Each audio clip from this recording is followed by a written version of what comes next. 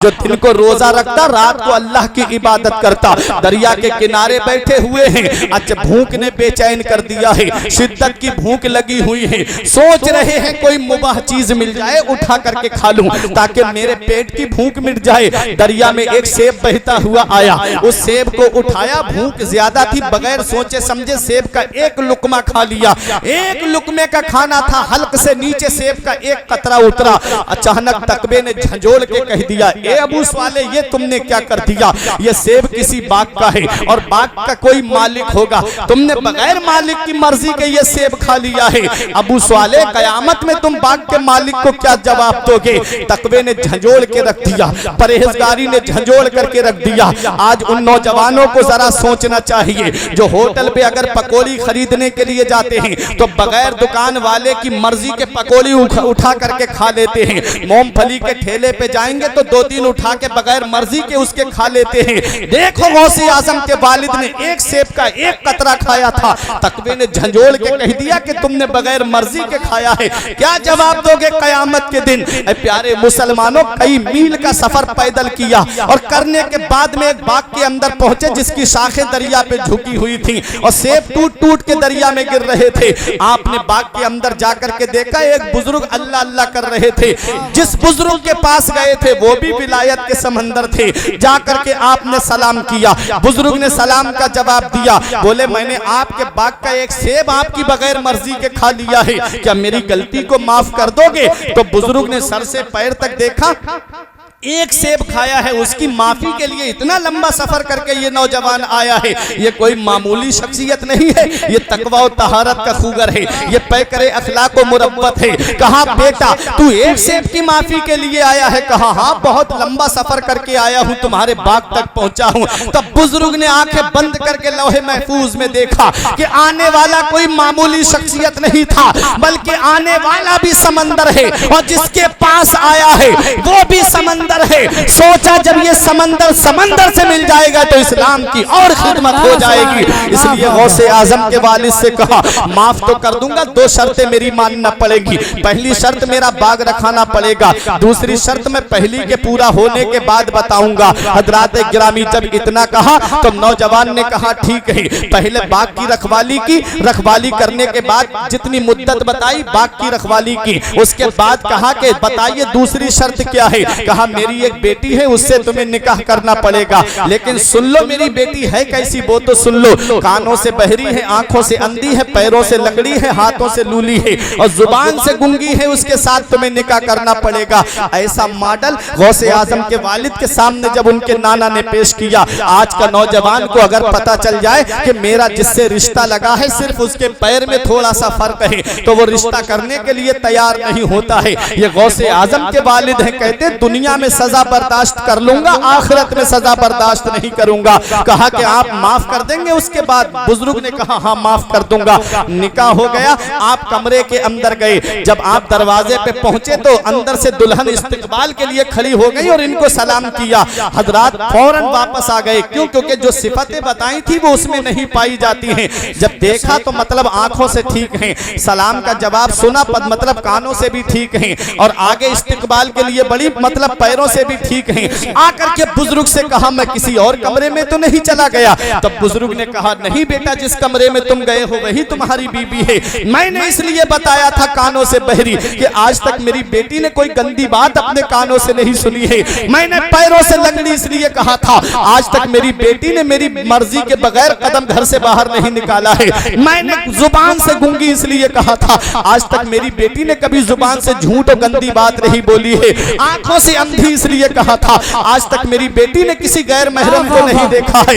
ऐ सकरस के जिंदा दिल मुसलमानों, जब बाप परहेजगार होता है और जब मां मुत्तकिया होती है, अरे बाप जब नेक होता है और मां जब तकवे वाली होती है तो ऐसे गुलशन में जो फूल खिलता है उसी फूल को दुनिया कुतुब रब्बानी महबूबे सुभानी के नाम से जानती है, उसी फूल को दुनिया गौसे आजम के नाम से जानती है। इसीलिए मेरा इमाम पुकार के कहता है, वाह क्या मर्तबा ऐ गौस है बाला तेरा, ऊंचे ऊंचों के सरों से कदम आला तेरा। नारे तकबीर, नारे रिसालत, नारे गौसियत, जश्न गौसुल वरा, पैगाम अमन कॉन्फ्रेंस सरजमीन शकरस हजरत अल्लामा मौलाना फुरकान मंजरी, नारे तकबीर। बाप भी परहेजगार, माँ भी परहेजगार, बाप भी तकवे वाला, माँ भी तकवे वाली। ऐसे गुलशन में जो फूल खिला, उसी फूल को दुनिया वलियों का सरदार सरकार गौसे आजम के नाम से जानती है। आज ये तो मैंने सोच लिया है, अरे वो बाप भी नेक है, माँ भी नेक है, उस गुलशन में फूल खिला है तो अल्लाह ने उसे वलियों का सरदार बना दिया। आज मैं चाहता हूँ कि मैं चाहे कितने भी गुनाह के काम करूं, लेकिन मेरी औलाद जो है वो अच्छे काम करती रहे।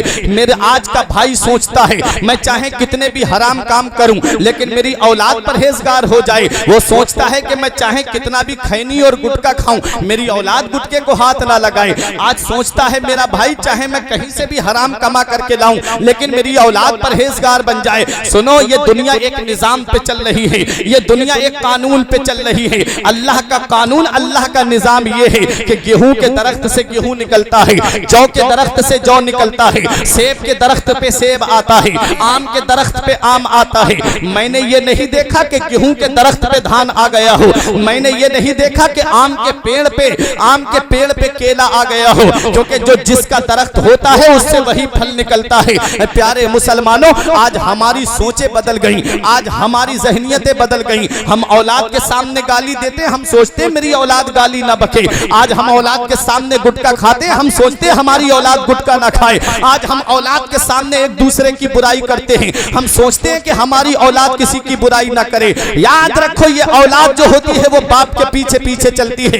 इसलिए औलाद को अगर तुम चाहते हो कि तुम्हारी औलाद परहेजगार बने, तुम चाहते हो कि तुम्हारी औलाद मुत्तकी और परहेजगार बने, तो तुम्हें अपने आप को बदलना पड़ेगा, तुम्हें अपने आप को बदलना पड़ेगा। जब तुम अपने आप को बदलोगे, तुम्हारी औलाद खुद ब खुद बदलती हुई नजर आएगी। तुम चाहते हो तुम्हारी औलाद नमाज की पाबंद बन जाए, तो पहले तुम्हें नमाज की पाबंदी करना पड़ेगी। तुम चाहते हो कि तुम्हारी औलाद रोजे की पाबंद रहे, तो पहले तुम्हें रोजे की पाबंदी करना पड़ेगी।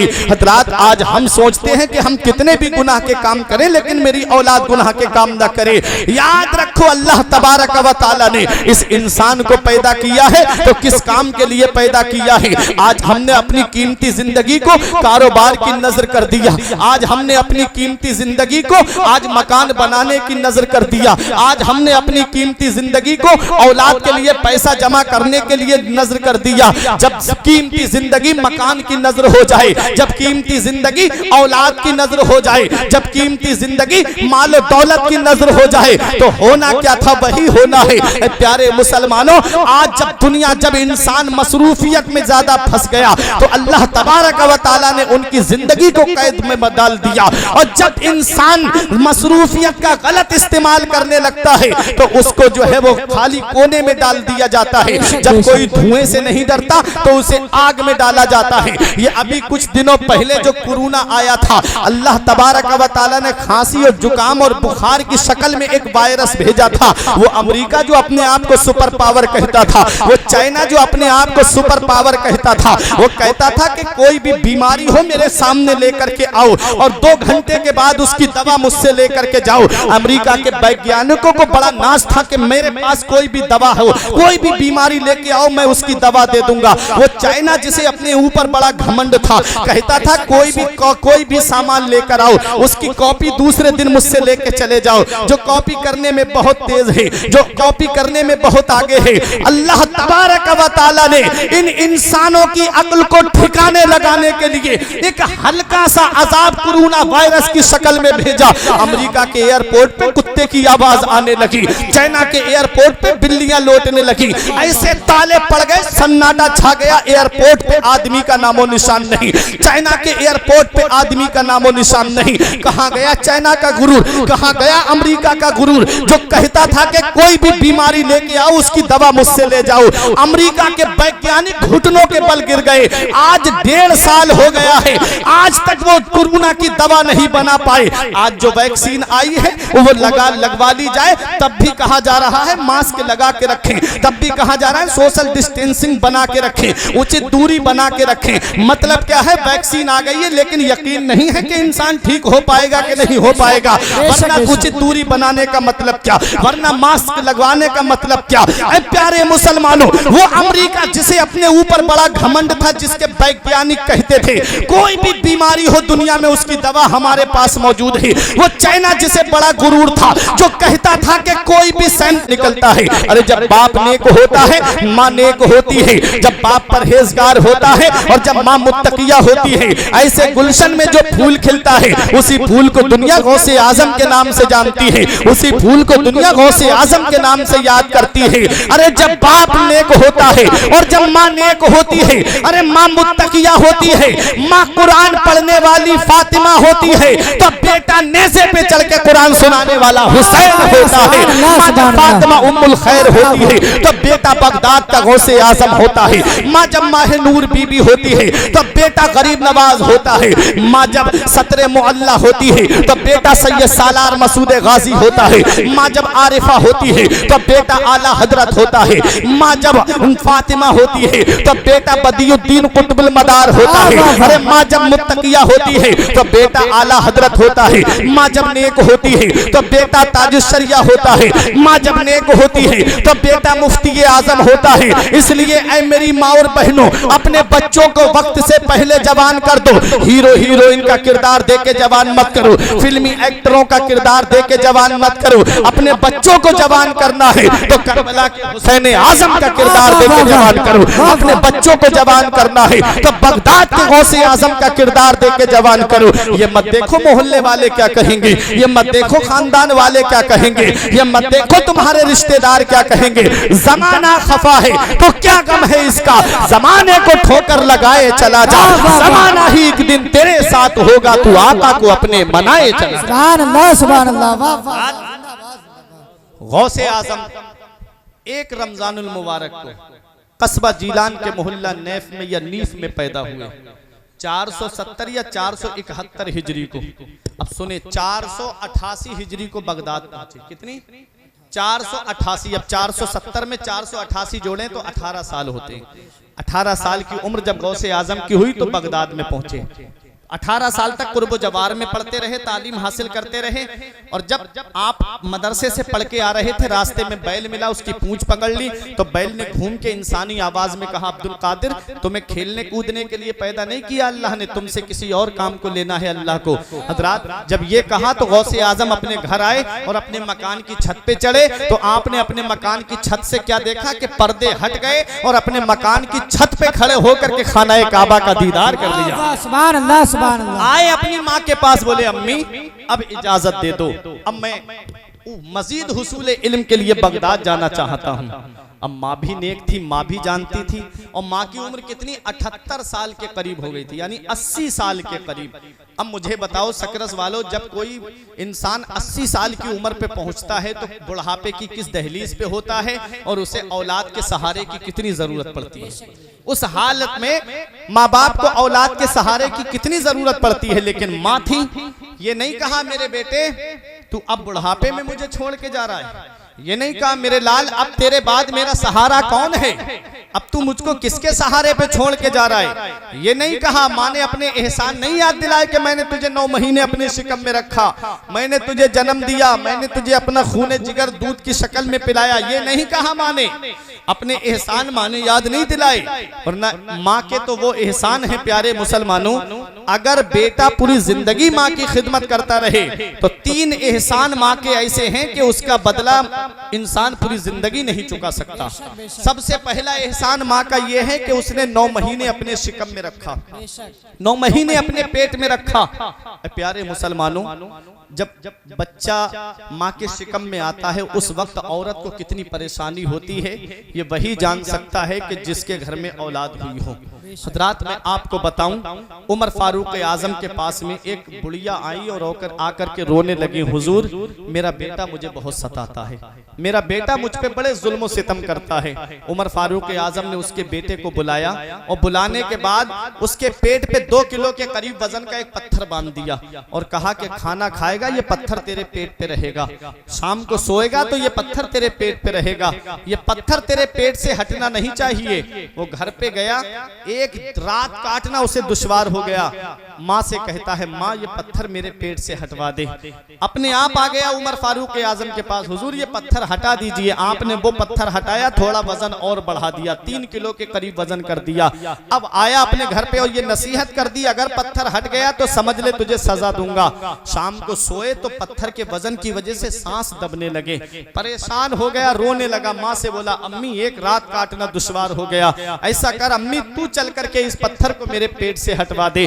अब माँ आई, माँ तो माँ होती है, बेटा कितना भी जुल्म सितम करे अपनी माँ के ऊपर, अपने बाप के ऊपर, और माँ बाप हैं कि औलाद को माफ कर देते हैं। आए, आकर के माँ ने कहा, हुजूर मेरे बेटे से इस परेशानी को दूर कर दीजिए, मैंने अपने बेटे की गलती को माफ कर दिया, आप भी माफ कर दीजिए। अब उमर फारूक आजम ने वो पत्थर हटाते हुए पेट से कहा था, अरे नादान तुझे एक रात काटना दुश्वार हो गई इस पत्थर के साथ में, 3 किलो का वजन तू नहीं उठा पाया, जरा सोच तो सही, तेरी माँ ने 9 महीने तुझे अपने शिकम में रखा, 9 महीने तुझे अपने शिकम में रख करके कैसे घर का खाना बनाया होगा, कैसे कपड़े कैसे कपड़े धोए होंगे, अरे कैसे तेरे घर की साफ सफाई की होगी। तुझे एक पत्थर अपने शिकम पे रखना दुश्वार हो गया और एक रात काटना दुश्वार हो गई। तेरी माँ ने तो तुझे 9 महीने अपने शिकम में रखा था, उन एहसानों का बदला कैसे चुकाओगे प्यारे मुसलमानों। जो माँ बाप ने अपनी औलाद के ऊपर एहसान किए हैं, आज बेटा पैसा कमाने लगे,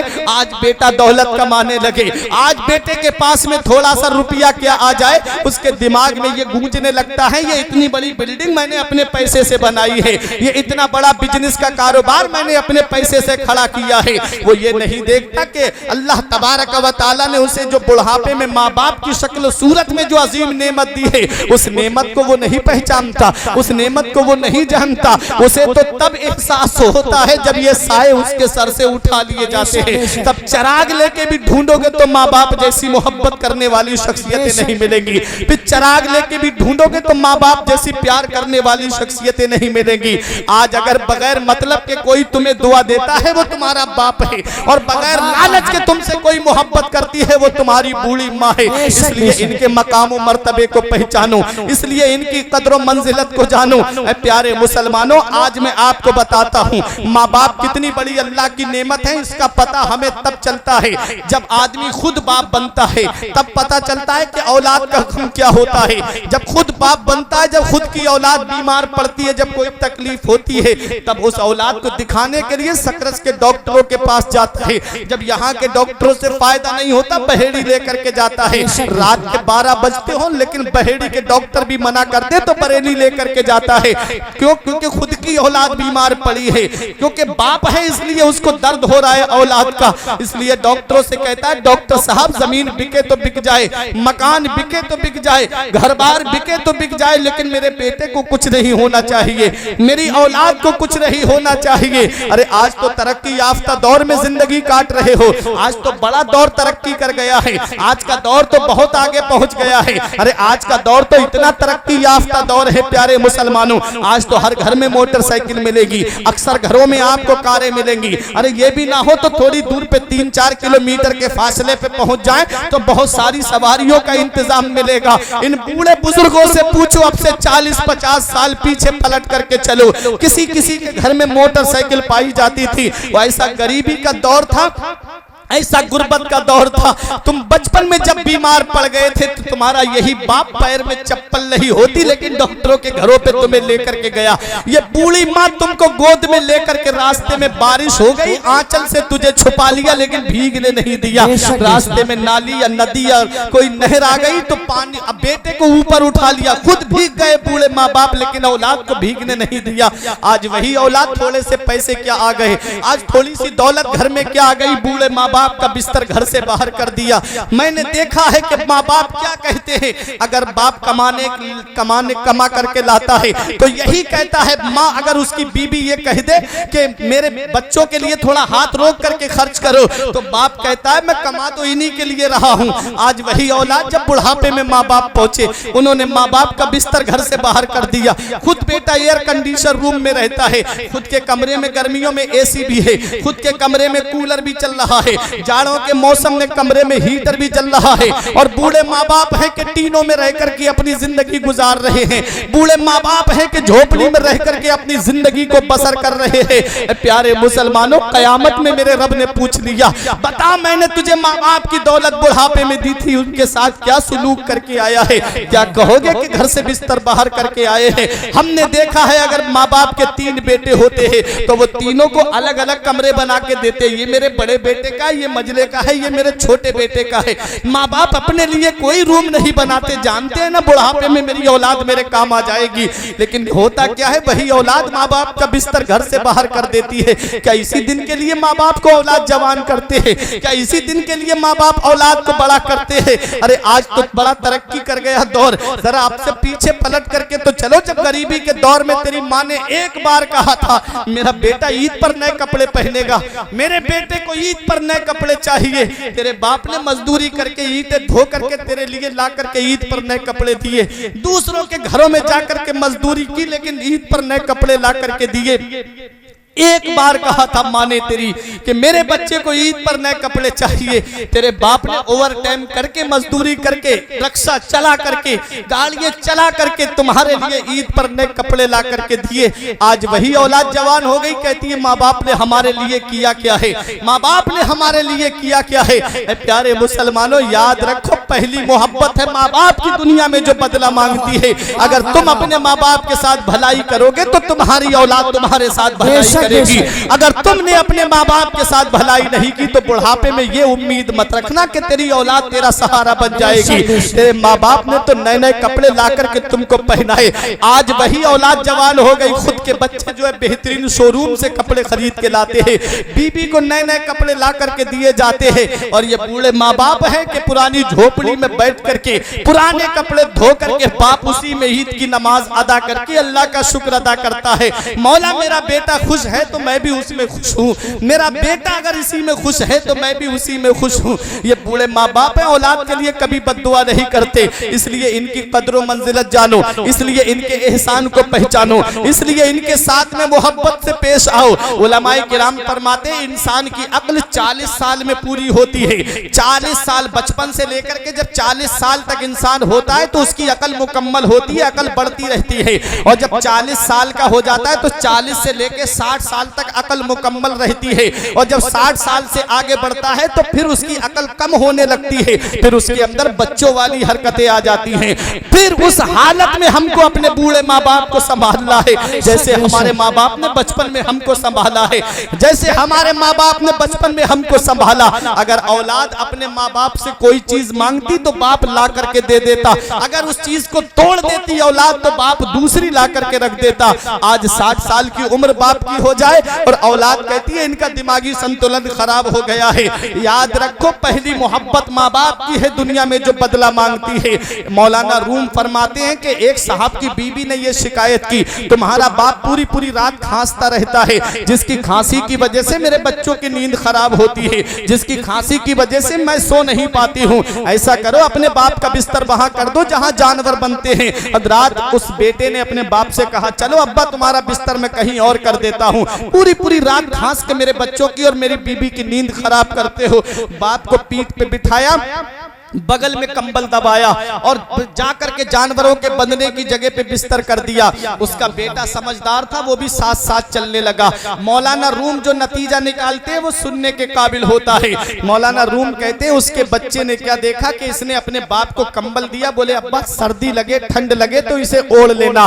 बाप ने जैसे ही कंबल दिया तो उस बच्चे ने अपने बाप के हाथ से कंबल लेकर के उसको 2 हिस्सों में फाड़ दिया किसी तरीके से। आधा हिस्सा दादा को दे दिया, आधा बाप ने साथ में रख लिया, बोला चलो अब्बा। अब बाप ने कहा बेटा तूने इतना अच्छा कंबल खराब कर दिया, इतने बेहतरीन रजाई घर पे है, इतने बेहतरीन कंबल घर पे है मेरे लाल, ये तूने क्या कर दिया। तो उस बच्चे ने एक जुमला कहा था, इसे अपनी दिल की तख्ती पे लिख लो नौजवानों, और इस पर अमल भी करते रहना।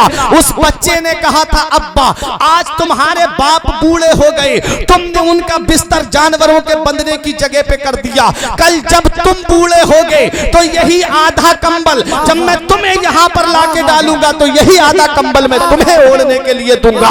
ये माँ बाप है प्यारे मुसलमानों, माँ बाप की मोहब्बत दुनिया में बदला मांगती है। अगर तुम अपने माँ बाप के साथ भलाई करोगे तो तुम्हारी औलाद तुम्हारे साथ भलाई करेगी। अगर तुमने अपने माँ बाप के साथ भलाई नहीं की तो ये उम्मीद मत रखना कि बुढ़ापे में तेरी औलाद तेरा सहारा बनेगी। ऐ प्यारे मुसलमानों, इसीलिए शायर ने पुकार करके कहा था, धूप कैसी भी हो साया नहीं खोने देता, धूप कैसी भी हो साया नहीं खोने देता, राह कैसी भी हो बेबस नहीं होने देता, बेच के अपना लहू चाहे वो रोटी लाए, बेच के अपना लहू चाहे वो रोटी लाए, बाप औलाद को भूखा नहीं सोने देता, बाप औलाद को भूखा नहीं सोने देता। और माँ की शान ये है कि नेमत के वक्त वो कोई उजरत नहीं मांगी, दुनिया से कभी हस्बे जरूरत नहीं मांगी। ये माँ का जिगर है कि लहू अपना पिलाकर बेटे से कभी दूध की कीमत नहीं मांगी। नारे तकबीर, नारे रिसालत, नारे गौसियत। हजरत अल्लामा मौलाना मुफ्ती फुरकान मंजरी साहब क़िबला जश्न गौसुल वरा, नारे तकबीर। हज़रात तो ये माँ बाप है, इनकी कदर कर, इनसे मोहब्बत से। ये बूढ़े माँ बाप हैं कि इनकी निगाहें दरवाजे पे लगी रहती है, अभी मेरा बेटा घर में नहीं आया, अभी मेरा लाल घर में नहीं आया। और होता क्या है, वही लाल थोड़े से पैसे क्या कमाने लगे तो माँ बाप की कुर्बानियों को भूल जाता है, माँ बाप की कुर्बानियों को फरामोश कर देता है। प्यारे मुसलमानों, ये माँ बाप अल्लाह की बहुत बड़ी नेमत है। अगर माँ बाप हयात हैं तो उनकी खिदमत कर लो, और अगर उनका इंतकाल हो गया है तो नबी फरमाते जुमे की नमाज के बाद में माँ की या बाप की कब्र की जियारत कर लिया करो, तो गोया ऐसा है जैसे तुमने दुनिया में उनकी जियारत की, जैसे उनकी जिंदगी में तुमने उनकी जियारत की। तो गौसे आजम अपनी माँ से इजाजत लेने के लिए आए, बोले अम्मी अब इजाजत दे दो, मैं बगदाद तालीम हासिल करने जाना चाहता हूँ। तो गौसे आजम की माँ ने ये नहीं कहा बेटा मैंने तेरे ऊपर कितने एहसान किए, अब तू बुढ़ापे में मुझे छोड़ के जा रहा, नहीं, ये कहा मेरे लाल तू किसी और काम के लिए जाता तो शायद मैं तुझे मना कर देती, तू जा रहा है तो नाना मुस्तफा की शरीयत को हासिल करने जा रहा है, इसलिए जा मेरे लाल, मैं तुझे रोक भी नहीं सकती। और तारीख बताती गौसे आजम बगदाद में थे, माँ का इधर इंतकाल हो गया, माँ का चेहरा देखना भी नसीब नहीं हुआ, लेकिन गौसे आजम ने इल्म हासिल किया, गौसे आजम ने तालीम हासिल की, क्योंकि दुनिया वालों को बता दिया सरदारी इल्म से मिलती है, बुलंद रुतबा इल्म से मिलता है, बुलंद मकाम इल्म से मिलता है, बुलंद शान इल्म से मिलती है। और आज सेक्टर ब्यूरो की रिपोर्ट आई है, और सेक्टर ब्यूरो की रिपोर्ट में कहा गया है कि 95% मुसलमान तालीम याफ्ता नहीं है, यानी 95% मुसलमान जो है वो जाहिल है, तालीम हासिल किए हुए नहीं है, सिर्फ 5% मुसलमान पढ़ा हुआ है। अब मुझे बताओ, आज जो हम रोना रोते हैं ना कि पुलिस महकमे में हमारी सुनवाई नहीं, बैंकों में जाते फार्म लेकर के इधर उधर फिरते हैं कि कोई हमारा फार्म भर दे, ये वजह क्या है? ये हमारी कमी है कि हमने तालीम हासिल क्यों नहीं की, हमने इल्म हासिल क्यों नहीं किया, हमने पढ़ाई हासिल क्यों नहीं की। काश अपनी औलाद को डॉक्टर बनाने से पहले दीनी तालीम दी होती, काश अपनी औलाद को इंजीनियर बनाने से पहले दीन की तालीम दी होती, फिर यही औलाद जब तुम्हारी उस मकाम पे पहुंचती, जब किसी भी महकमे में पहुंचती, तो वो मदीने वाले मुस्तफा का गुलाम पहले बनता, डॉक्टर बाद में बनता, मदीने वाले मुस्तफा का दीवाना पहले बनता और महकमे में बाद में पहुंचता। इसलिए ऐ मेरे प्यारे मुसलमानों, गौसे आजम ने बगदाद में तालीम हासिल की, 40 साल तक बाज़ो तकरीर के जरिए लोगों को समझाया, दीन की खिदमत करते रहे, और उन्हीं में 32 साल मदरसे में बैठ करके पढ़ाया, और सुबह फजर की नमाज के बाद से पढ़ाते और जोहर तक पढ़ाते थे। सब 13 या 12 इल्म गौसे आजम आजम एक दिन में पढ़ाया करते थे। हजरात गिरामी सबसे पहले इल्म तफसीर, फिर उसके बाद इल्म हदीस, फिर उसके बाद में फिका उसूल फिका का नंबर आता था, फिर उसके बाद और उलूम पढ़ाते थे मेरे गौसे आजम। 32 साल मदरसे में बैठ करके गौसे आजम ने पढ़ाया है। जिस तरीके से इस्लाम की खिदमत होती है गौसे आजम ने वो तरीका अपनाया। जिस महाज से इस्लाम को फरोग पहुंचे उस जगह पे बैठ करके गौसे आजम ने इस्लाम की खिदमत की, और ऐसे इस्लाम की खिदमत की कि इस्लाम को जिंदा कर दिया गौसे आजम ने, इस्लाम को तकबीयत दे दी गौसे आजम ने। खुद मेरे गौस फरमाते कि मैं बगदाद से बाहर से आ रहा था, एक पतला दुबला नहीफ और कमजोर लागर इंसान मुझे बैठा हुआ मिला। उसने कहा अब्दुल कादिर मुझे अपना हाथ बढ़ाओ। गौसे आजम ने जब अपना हाथ बढ़ाया, हाथ से हाथ का मिलना था कि वो शख्स एकदम तवाना हो गया, ताकतवर हो गया, चेहरे पे रौनक आ गई। तो कहने लगा अब्दुल कादिर मैं तुम्हारे नाना का इस्लाम हूं, तुम्हारे नाना का दीन हूं, मुझे लोगों ने कमजोर बना दिया था, तुम्हारी वजह से आज मुझे जिंदगी मिल गई है, तुम्हारी वजह से आज मुझे तकवीयत मिल गई है। मेरे गौस फरमाते मेरा नाम तो अब्दुल कादिर था, मुझे लोग मुहियुद्दीन के नाम से याद करने लगे। और जब मैं बगदाद की जामा मस्जिद की तरफ आया तो लोग कह रहे थे अस्सलामु अलैका या मुहियुद्दीन, ऐ दीन को जिंदा करने वाले तेरे ऊपर सलाम हो। मेरे गौस के लिए जमील कादरी पुकार के कहते हैं खुदा के फजल से हम पर है साया गौसे आजम का, हमें दोनों जहां में है सहारा गौसे आजम का।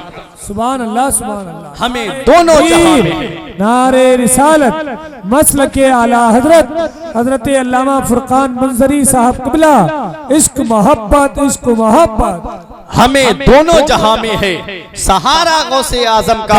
रात मेरे गौस का पावर देखें। अब आखिरी बात बता दूं, मेरे गौस का पावर देखें। फरमाते मुरीदी ला तखफ अल्लाह रब्बी अतानी रिफअतन निलतुल मनाली, ऐ मेरे मुरीद मत डर अल्लाह मेरा रब है। मैंने आलम तसव्वुर में अर्ज किया मेरे गौस हम कहां ना डरे। अगर हमारे गांव के प्रधान जी कह दे मत डर तो मतलब है गांव में मत डर, अगर चेयरमैन कह दे मत डर तो मतलब है कस्बे और तहसील में मत डर, अगर विधायक कह दे मत डर तो मतलब है जिले में मत डर, अगर सीएम कह दे मत डर तो मतलब है सूबे में मत डर, अगर पीएम कह दे मत डर तो मतलब है मुल्क में मत डर। क्योंकि प्रधान की गांव में चलती है, चेयरमैन की कस्बे और तहसील में चलती है, विधायक की जिले में चलती है, सीएम की सूबे में चलती है, पीएम की मुल्क में चलती है। एक गांव वाला दूसरे गांव वाले से तो डर सकता है, एक तहसील वाला दूसरी तहसील वाले से तो डर सकता है, एक जिले वाला दूसरे जिले वाले से तो डर सकता है, एक सूबे वाला दूसरे सूबे वाले से तो डर सकता है, एक मुल्क वाला दूसरे मुल्क वाले से तो डर सकता है। ऐ मेरे गौस आपने फरमाया है कि ऐ मुझसे मोहब्बत करने वाले मत डर। हमने कहा मेरे गौस कहां ना डरे, क्या अपने गांव में ना डरे, क्या कस्बे और तहसील में ना डरे, क्या अपने जिले और सूबे में ना डरे, क्या अपने मुल्क में ना डरे, कहां ना डरे। तो गौसे आजम की बारगाह से जवाब मिलता है ऐ मेरे मुरीद तुझे डरने की जरूरत नहीं है। तुबूली फिस समाई वल अर्द दुक्कत, ऐ मुझसे मोहब्बत करने वाले जिस अब्दुल कादिर का तूने दामन पकड़ा है उसकी बुलंदी के झंडे आसमानों पर भी लहरा रहे हैं और जमीन पर भी लहरा रहे हैं। ऐ मुझसे मोहब्बत करने वाले न जमीन के ऊपर डरने की जरूरत है न जमीन के नीचे डरने की जरूरत है। जमील कादरी पुकार के कहते हैं कि फरिश्तों रोकते क्यों हो हमें जन्नत में जाने से, फरिश्तों रोकते क्यों हो हमें जन्नत में जाने से। ये देखो हाथ में दामन है किसका, गौसे आजम का। मुरीदी ला तखफ कहकर तसल्ली दी गुलामों को, मुरीदी ला तखफ कहकर तसल्ली दी गुलामों को, कयामत तक रहे बेखौफ बंदा गौसे आजम। सुभान अल्लाह, सुभान अल्लाह। गौसे नारे तकबीर, नारे रिसालत, नारे गौसियत, जश्ने गौसुल बरा, जश्ने गौसुल बरा, नारे तकबीर। ये गौसे आजम माशाअल्लाह, माशाअल्लाह। गौसे आजम का चाहने वाला तब तक नहीं मर सकता जब तक अल्लाह उसे तौबा की तौफीक नहीं दे दे। मेरे गौस फरमाते हैं मैंने जहन्नम के दरोगा से पूछा ऐ मालिक क्या मेरा चाहने वाला भी जहन्नम में है, क्या मेरा मुरीद मेरे मुरीदों का मुरीद भी जहन्नम में है। ऐ सिलसिला कादरिया से निस्बत रखने वालों अपनी किस्मत पे नाज करो। मेरे गौस फरमाते मैंने जहन्नम के दरोगा से पूछा क्या मेरा चाहने वाला भी जहन्नम में है। तो जहन्नम के दरोगा ने कहा अब्दुल कादिर तुमसे मोहब्बत करने वाला जहन्नम में नहीं। इसीलिए तो हम फख्र से कहते हैं फरिश्तों रोकते क्यों हमें जन्नत में जाने से। ये देखो हाथ में दामन है किसका, गौसे आजम का। हजरात ये गौसे आजम है। हमारी लाज किसके हाथ है, बगदाद वाले के। मुसीबत टाल देना काम किसका, गौसे आजम।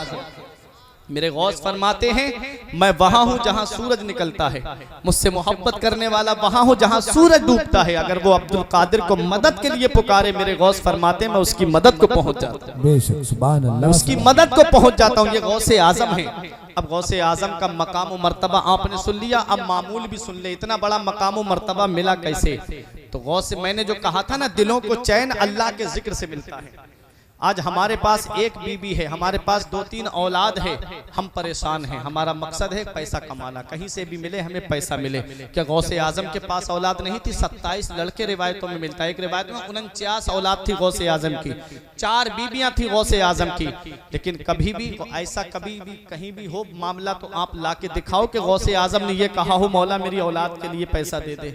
कहीं पर मेरे गौस ने ये नहीं कहा। मैंने आलम तसव्वुर में अर्ज किया, मेरे गौस हमारे पास एक बीबी है, 2-3 बच्चे हैं, हम परेशान हैं कि कहां से उनके लिए कमा करके लाएं। आपके पास इतनी औलाद और 4 बीबियां, कैसे आपका घर का गुजारा चला? तो गौसे आजम के गुंबद से आज भी जवाब मिलता है कुरान की आयत पढ़ करके कि मन यत्तकिल्लाह यजअल लहू मखरजन व यरज़ुकुहु मिन हैसु ला यहतसिब व मन यतवक्कल अलल्लाहि फहुवा हस्बुह। जो अल्लाह से डरता है अल्लाह उसके लिए निजात का रास्ता निकाल देता है और उसे ऐसी जगह से रोजी अता फरमाता है जहां से बंदे का वहमो गुमान भी नहीं होता। जो अल्लाह पे भरोसा करता अल्लाह उनके लिए काफी है। वो राज़िक है, गिज़ा कीड़ों को देता है वो पत्थर में। वो राज़िक है, गिज़ा कीड़ों को देता है वो पत्थर में।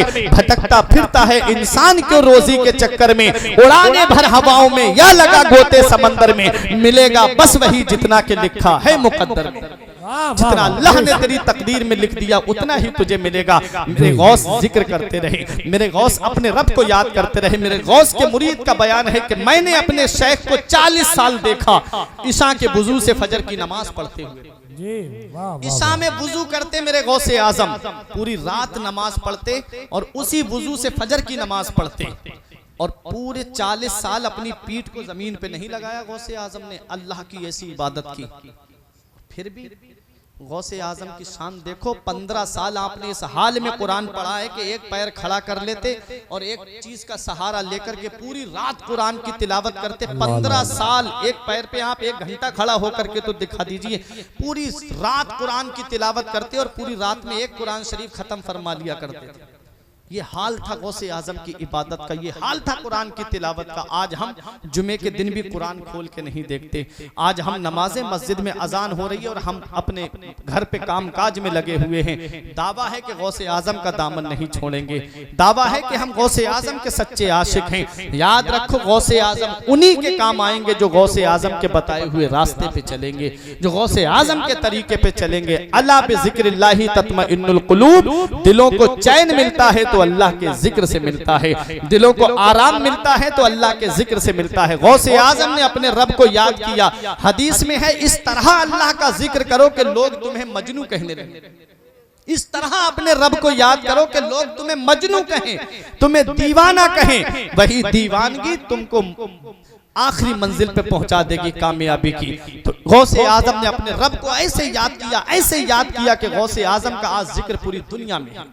पूरी दुनिया में गौसे आजम का जिक्र है। ये जिंदगी सवारिये दिल साथ कीजिए, लम्हात जिंदगी के ना बर्बाद कीजिए। जब मकसद हयात इबादत खुदा की है, पढ़िए नमाज, मस्जिदें आबाद कीजिए। सभी के सामने एक दिन जरूर आता है। ये हुस्न फानी है लेकिन गुरूर आता है। किसी क्रीम से पाउडर से कुछ नहीं होता, नमाज पढ़ने से चेहरे पे नूर आता है। परवरदिगार आलम की बारगाह में दुआ है, मेरे को अर्ज करने में सबकते लिसानी की वजह से या बतकाज़ा बशरियत कोई गलती हो गई, मौला मुझे माफ फरमाए। अस्तगफिरुल्लाह रब्बी मिन कुल्लि ज़ंबि व अतूबु इलैह। कलमा तय्यब पढ़ ले, ला इलाहा इल्लल्लाहु मुहम्मदुर रसूलुल्लाह सल्लल्लाहु अलैहि वसल्लम। रही कली तो फूल खिलेंगे, जिंदगी बाकी रही फिर मिलेंगे। अस्सलाम वालेकुम।